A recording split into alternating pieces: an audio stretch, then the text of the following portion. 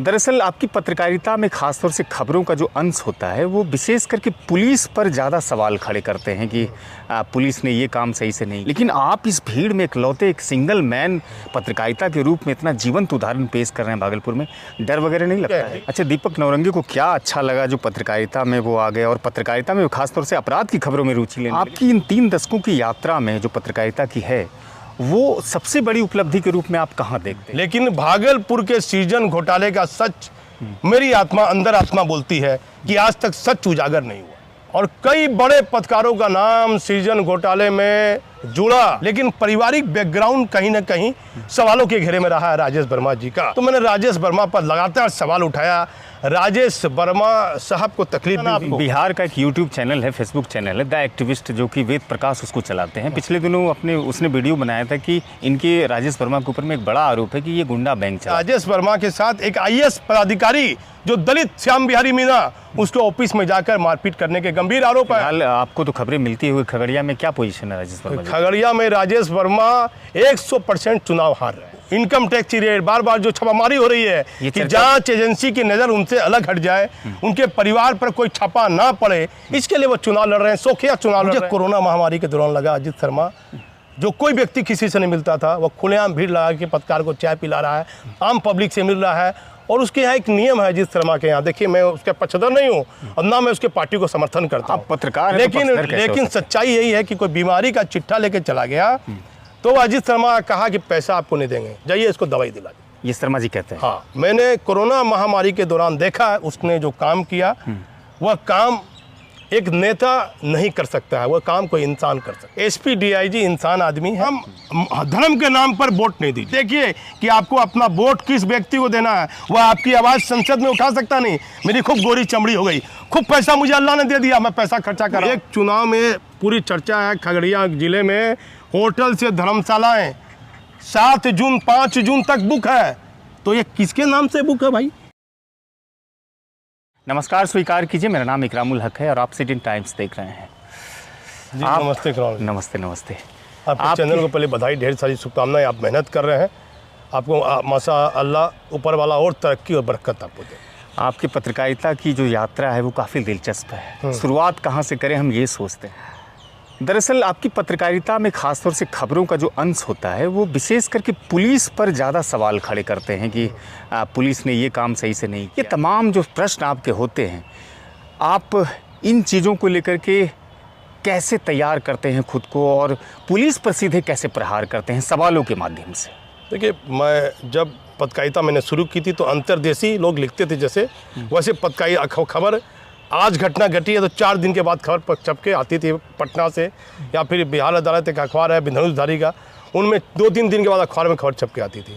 और पुलिस के कई वरीय पदाधिकारी जो मेरे गांव के, मेरे इलाके के रहने वाले हैं, उनसे मेरे घनिष्ठ संबंध हो जाते थे, तो हमको समझाते थे कि पत्रकारिता में यदि बेहतर पत्रकारिता करना है तो आप पढ़िए कि ये केस है, इसमें ये बातें आई हैं, ये धारा आई है, ये सुपरविजन है, पुलिस के पास ये तथ्य है, पुलिस ये इसमें एक कमी कर रही है, तो इसके पढ़िए। तो मैंने बचपन के बहुत महत्वपूर्ण क्षण पुलिस के अनुसंधान धारा को समझने में किया। वैसे में मैं इस सब मामले में अभी भी मैं अपने आप को जीरो समझता हूँ, लेकिन मुझे बड़े बड़े पदाधिकारी ने समझाया कि इसको समझिए, पढ़िए, फिर बोलिएगा, फिर मुझसे मिस्टेक होती है। मैं अपनी खबर में मेरे हिसाब से 100 में 90% खबर में मुझसे गलती ज़रूर होती होगी, मैं इससे इनकार नहीं करता हूँ, शब्दों में गलती होती होगी ज़रूर, लेकिन मेरी कोशिश रहती है, यदि जैसे कल मर्डर हुआ तो ये हत्या हुई है निरंजन यादव की, तो पहले भी एक मर्डर में उसको आरोपी रहा है, उसके घर की हालत देखकर और पुलिस गश्ती पर देखकर मुझे लगा कि सवाल उठाना चाहिए। मैं पूरा टाउन क्षेत्र में मैंने देखा कहीं पुलिस गश्ती गाड़ी नहीं है। अच्छा, आपको नहीं लगता है नौरंगी जी कि आज की जो वर्तमान पत्रकारिता है, यहाँ पत्रकार कहीं ना कहीं उपरोक्त तरीके से या अप्रत्यक्ष तरीक़ों से एक सिस्टम का हिस्सा वो बन गए हैं, जो कहते हैं ना कि जो मेन जर्नलिज्म है, जो मूल पत्रकारिता वो गायब हो गई है, लेकिन आप इस भीड़ में इकलौते एक सिंगल मैन पत्रकारिता के रूप में इतना जीवंत उदाहरण पेश कर रहे हैं भागलपुर में। डर वगैरह नहीं लगता है? देखिए, मौत एक सत्य है, किसी न किसी माध्यम से मुझे एक दिन मिट्टी में मिलना है, मुझे भी जलना है, तो मौत से मुझे कोई घबराहट नहीं है। मैंने कई बड़े बड़े खुलासे किए हैं। मैं यदि मुझे मालूम पड़ जाता कि मुझे नहीं मरना है तो मैं सबसे डर से रहता। क्रिमिनल को साहूकार बोलता और साहूकार को क्रिमिनल बोलता है। जब मुझे मालूम है कि मुझे अब इस दुनिया में नहीं रहना है, मुझे एक कलाकार के रूप में ऊपर अल्लाह ताला ने मुझे भेजा है कि आप अपना कलाकारी दिखाइए। तो मैं जब मरूं तो मेरे बाल बच्चे को कोई ये नहीं बोले कि ये तुम्हारा पिता पत्रकार है, वीडियो बनाने का 2000 रुपया लेता था, ये दलाल है।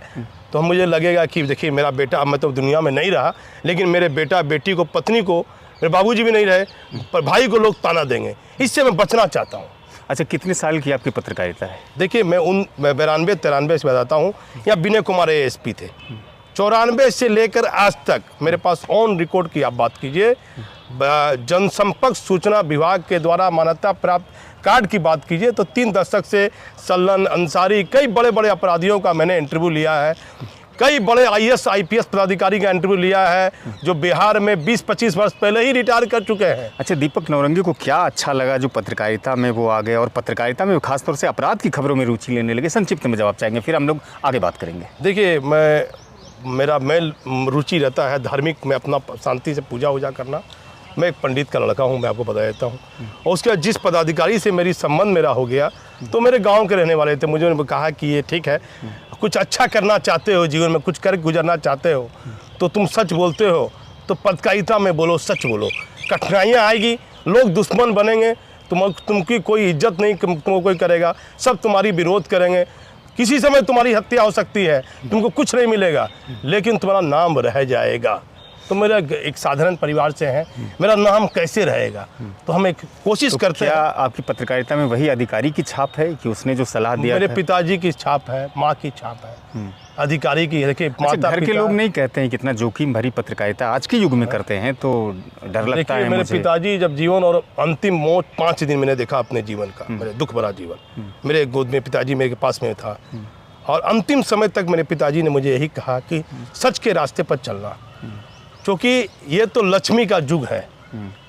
बात समझिए, न्याय, ये जो प्रेमचंद ने लिखा है कि न्याय और कानून ये सब लक्ष्मी के खिलौने हैं, तो लक्ष्मी का युग है।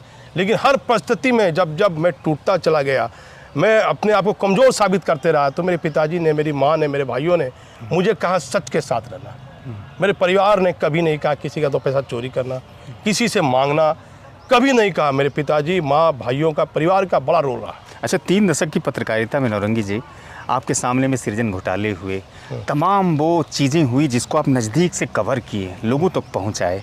आपकी इन 3 दशकों की यात्रा में जो पत्रकारिता की है, वो सबसे बड़ी उपलब्धि के रूप में आप कहाँ देखते हैं जो आपने अब तक लोगों तक पहुंचाने की कोशिश की सूचना के माध्यम से? सबसे बड़ी उपलब्धि क्या है? देखिए मेरी अपनी पर्सनली है कि मैंने सृजन घोटाले में बेबाक तरीके से पत्रकारिता की।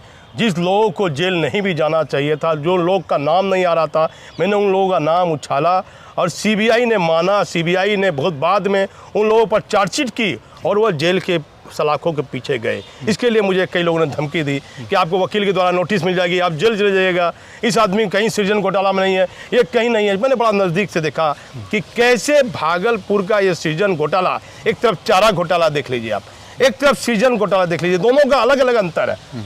सृजन घोटाले में सीधे तौर पर पदाधिकारी के साथ साथ माफिया और पत्रकार भी सृजन में शामिल थे, पत्रकार की भी। लेकिन आपकी जो धार थी वो लगातार चलती रही और आज भी सृजन पर आप हमलावर हैं कि ये घोटाला कठोर सत्य है। देखिए 2024 है, मैं बड़ी बड़ी जांच एजेंसी को चैलेंज नहीं कर रहा हूँ, लेकिन भागलपुर के सृजन घोटाले का सच मेरी आत्मा, अंदर आत्मा बोलती है कि आज तक सच उजागर नहीं हुआ है।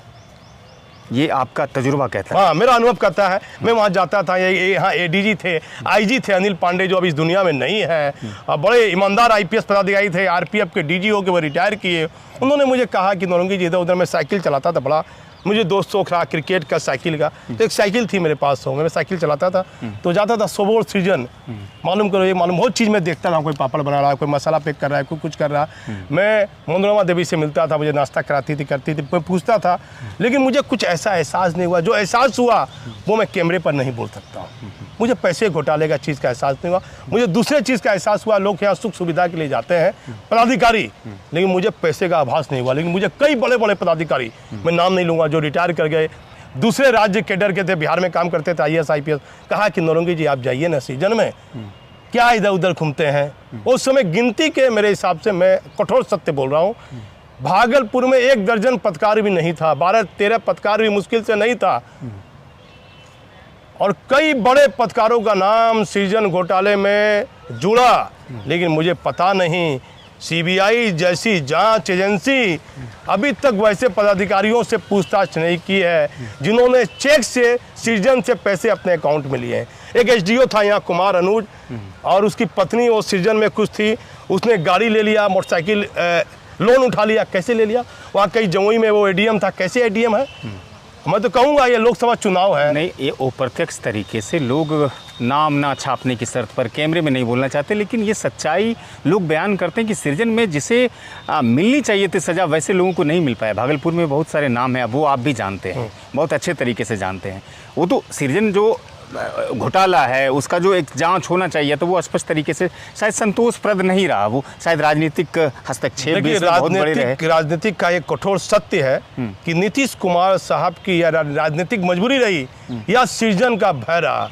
वह हर रूप में, किसी न किसी रूप में वह बीजेपी के साथ इसलिए जाते रहे कि उनको सृजन का भय सताता रहा। अब लोग माने या न माने, पहले सीबीआई, ईडी, इनकम टैक्स को लोग किसी पार्टी से जोड़ के नहीं देखते थे। अब यदि ईडी और इनकम टैक्स सीबीआई की बात आएगी तो लोग कहेंगे बीजेपी पार्टी के साथ जाइए तो आप पाक साफ हो जाइएगा। आप सब कर्म करके बीजेपी के साथ मिल जाइए, आपको कोई अपराध नहीं, आप साफ पाक साफ आदमी। अच्छा, पिछले दिनों इनकम टैक्स की रेड आई थी, ईडी की रेड आई थी भागलपुर में, जो कारोबारी हैं राजेश वर्मा जी, और वो राजनीतिक दलों से भी जुड़े हैं। वर्तमान में खगड़िया से वो लोक जनशक्ति पार्टी के उम्मीदवार हैं लोकसभा सांसद के रूप में। तो आपने उसकी भी खबरें बहुत ही चलाई थी बेबाक तरीके से। देखिए, मैं उस समय पटना में था। राजेश वर्मा अच्छी फैमिली से बिलोंग करता है, लेकिन पारिवारिक बैकग्राउंड कहीं ना कहीं सवालों के घेरे में रहा है राजेश वर्मा जी का। तो मैंने राजेश वर्मा पर लगातार सवाल उठाया। राजेश वर्मा साहब को तकलीफ भी हुई, बहुत ज़्यादा तकलीफ हुई। हमसे उलझने की हर चेष्टा किए, लेकिन बड़े बड़े पदाधिकारी ने कहा कि पत्रकार हूँ, यदि मुझे कोई गाली नहीं दिया, मुझे कोई लपड़ थप्पड़ नहीं किया, मुझे कोई धक्का नहीं दिया, मुझे वो कोई बेइज्जत नहीं किया, तो मुझे लगेगा कि मेरी खबर कारगर नहीं। हाँ, कारगर नहीं। तो ये मेरा दिनचर्या है कि मुझे कोई आदमी गाली दे दे, मैं चाहता हूँ, मुझे कोई ऐसा कर दे कि मैं टेंशन में रहूँ, तो मेरा ये दिनचर्या है। मैं हर बड़े पदाधिकारी के खिलाफ ऐसी खबर चलाता हूँ कि मुझे देखेगा सोचेगा धक्का दे देता हूँ, इन नौरंगी है मेरे खिलाफ, बड़ा उल्टा सीधा बोला, तो मुझे लगा कि मेरा काम कारगर हो गया।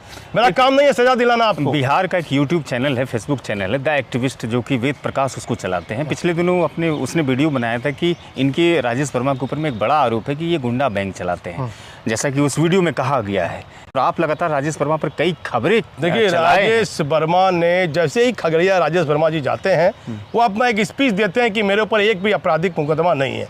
लेकिन जो अभी उन्होंने जो नामांकन किया खगड़िया में, उन्होंने 15 केसों का जिक्र किया है। तो पहले तो मैं कहता हूँ कि पूरे हिंदुस्तान की जनता को, जो मेरा ये आपका चैनल वीडियो देख रही है, कोई व्यक्ति को जो कोई किसी पार्टी से वो जुड़ा हो, उस पर आपराधिक मामले 1 दर्जन हो, 12 दिखाया है, शायद 12 मामला दिखाया है, 12 मामला है या कितना मामला दिखाया राजेश वर्मा ने। एक केस गलती से आप पे मारपीट हो जाएगा, जुआ खेलने का हो जाएगा, लॉटरी के साथ पकड़ा जाएगा, ये छोटा मोटा मामला है। अब हमको लप्पड़ थप्पड़ कर दिए, छोटा मोटा मामला। यदि राजेश वर्मा के साथ एक आईएएस पदाधिकारी जो दलित श्याम बिहारी मीणा, उसके ऑफिस में जाकर मारपीट करने के गंभीर आरोप है, गंभीर आरोप पे केस दर्ज हुआ है राजेश वर्मा पर। ST का मामला दर्ज हुआ है। और खगड़िया की जनता तो पाक साफ है। खगड़िया की जनता के दिल में तो जरा सा भी मन में पाप नहीं है। वहाँ की जनता को आप प्यार से पानी पिला दीजिएगा, अच्छे से बात कर दीजिएगा, तो जनता पागल हो जाएगी आपके पीछे कि ये आदमी तो बहुत अच्छा है। तो राजेश वर्मा देखने में स्मार्ट है, माशाअल्लाह, ऊपर वाले ने उसके परिवार को बरकत दिया है।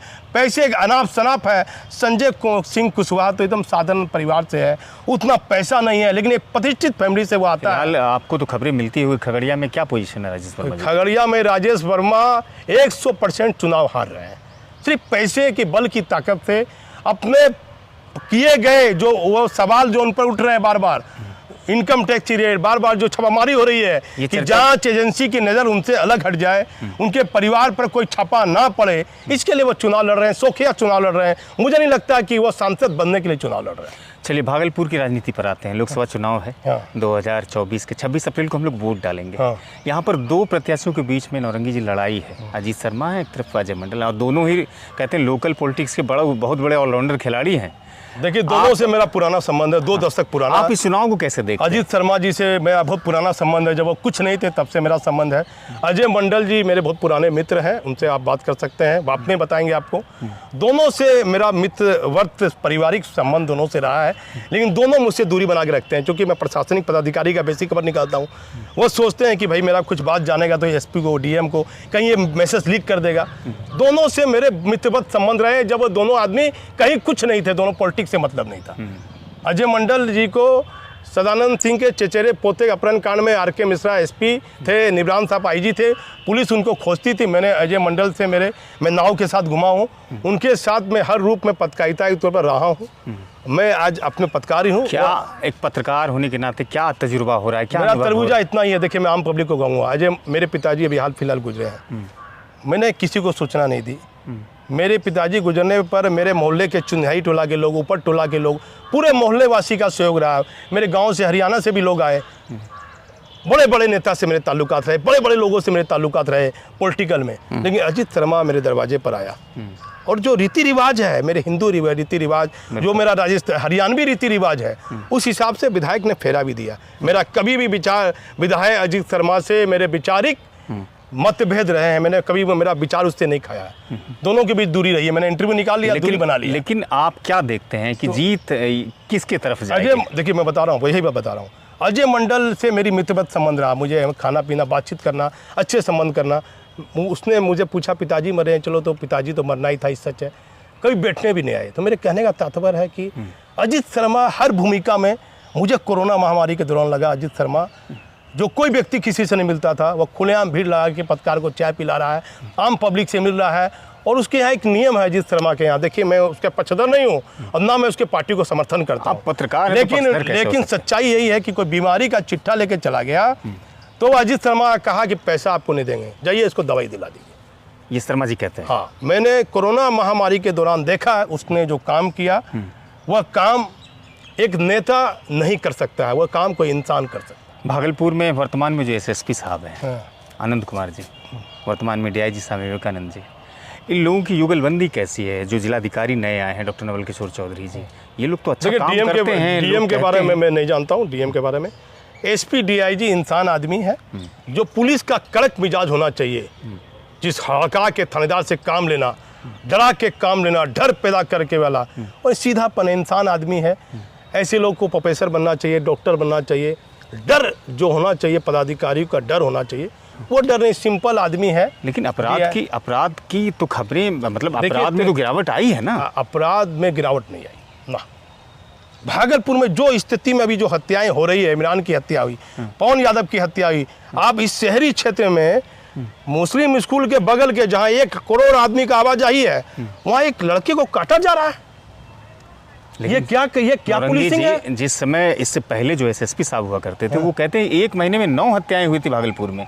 ठीक है, मैं मानता हूँ हत्या। देखिए, क्राइम भागलपुर शहर में क्राइम लोकसभा चुनाव के दौरान इस तरह की हत्याएं मैंने हर फायरिंग करते हुए, अब उसको रिलीफ दे रहे हैं। अरे वो माफिया को क्या रिलीफ दे रहे हैं? वो तो फिर कानून के साथ मजाक करेगा। बहुत बहुत शुक्रिया नौरंगी जी, आपने समय दिया सिटीजन टाइम्स को, इसके लिए बहुत बहुत शुक्रिया, बहुत बहुत आभार आपका, धन्यवाद आपका। ठीक है, धन्यवाद। चलिए हम लोग मिल के अपील करते हैं, 26 अप्रैल को जो वोट होना है भागलपुर में, तो उनके लिए अपील करते हैं कि घरों से लोग बाहर निकले, लोकतंत्र के इस उत्सव में हिस्सा ले, और सरकार के टिकाऊपन, मजबूत सरकार के लिए अपनी भागीदारी वो करे 26 अप्रैल को मताधिकार करें। देखिए, मैं तो प्रार्थना करूँगा पूरे हिंदुस्तान में जहाँ भी चुनाव हो रहा है, भगवान राम धर्म के नाम पर वोट नहीं दीजिए। आप इंसान को देखिए, जो व्यक्ति खड़ा हो रहा है वह किसी गरीब परिवार से है, उस पर कोई आपराधिक मुकदमा नहीं है, तो उस व्यक्ति को आप वोट दीजिए। आप देखिए कि आपको अपना वोट किस व्यक्ति को देना है, वह आपकी आवाज़ संसद में उठा सकता नहीं। मेरी खूब गोरी चमड़ी हो गई, खूब पैसा मुझे अल्लाह ने दे दिया, मैं पैसा खर्चा कर रहा हूँ, आपको खिला पिला रहा हूँ। पोलिंग एजेंट अपराधियों को बनाया जा रहा है। मैं सवाल उठाऊंगा आपके चैनल पर अंतिम में कि ऐसे लोगों को पोलिंग एजेंट चुनाव में ना रखा जाए किसी प्रत्याशी को द्वारा जो बड़े आपराधिक घटनाओं में शामिल रहा है। नहीं, आज जिला प्रशासन की तरफ से भी एक बात कही गई कि वैसे लोगों को नहीं बनाना, चिन्हित करना पड़ेगा। अब जैसे कोई शपथ पत्र में दे दिया, मेरे पर 12 केस है, 15 केस है, 12 केस दिखाया, अब राजेश वर्मा ने 12 कितना केस दिखाया। तो आप देखिए, वो जांच कराइए, एसपी को बोलिए, डीएम को, कि ये सबब पत्र में प्रत्याशी ने इतना केस दर्शाया है, आप जांच करके बताइए 24 घंटा में, इससे अधिक केस इस पर है। मुझे नहीं लगता है कि चुनाव आयोग इन सब बिंदु पर ध्यान देता होगा। ध्यान देना चाहिए कि ये आदमी सोशल मीडिया पर वीडियो लगा रहा है, इतनी गाड़ी से आ रहा हूँ, इतने लोग खाना खा रहे हैं, इतनी एक चुनाव में पूरी चर्चा है खगड़िया जिले में, होटल से धर्मशालाएं 7 जून 5 जून तक बुक है। तो ये किसके नाम से बुक है भाई? कौन रिश्तेदार है, किस प्रत्याशी के नाम पर बुक है? इसकी जांच होनी है। क्या जांच होता है? आपसे इजाज़त चाहेंगे। बहुत बहुत शुक्रिया आपका, बहुत बहुत शुक्रिया। तो ये दीपक नौरंगी जी थे, जो अपनी खबर की विशेष शैली के लिए जाने जाते हैं, सोशल मीडिया पर काम करते हैं। नाम है इनके चैनल का खबर नौरंगी, यही नाम है ना जी, खबर नौरंगी। अपनी विशेष शैली के लिए जाने जाते हैं, अपराध की खबरों पर विशेष पकड़ रखते हैं, सृजन जैसे घोटाले पर भी कवरेज किए हैं, भागलपुर के हर मसले पर, हर पहलुओं पर एक बारीक नज़र रखते हैं और स्पष्ट अपना एक समीक्षा सौंपते हैं। लोगों को पसंद भी आता है। फिलहाल ये बातचीत का सिटीजन टाइम्स के माध्यम से आप देख रहे थे। अगर खबरें अच्छी लगी हो, बातचीत अच्छी लगी हो, तो स्वाभाविक है मैं आपसे अपील करूंगा कि हमारे यूट्यूब चैनल को सब्सक्राइब कर दीजिएगा। आप अगर फेसबुक पर देख रहे हैं तो वहाँ भी पेज बने हुए हैं सिटीजन टाइम्स के, वहाँ फॉलो और लाइक करना मत भूलिएगा। धन्यवाद। जय हिंद।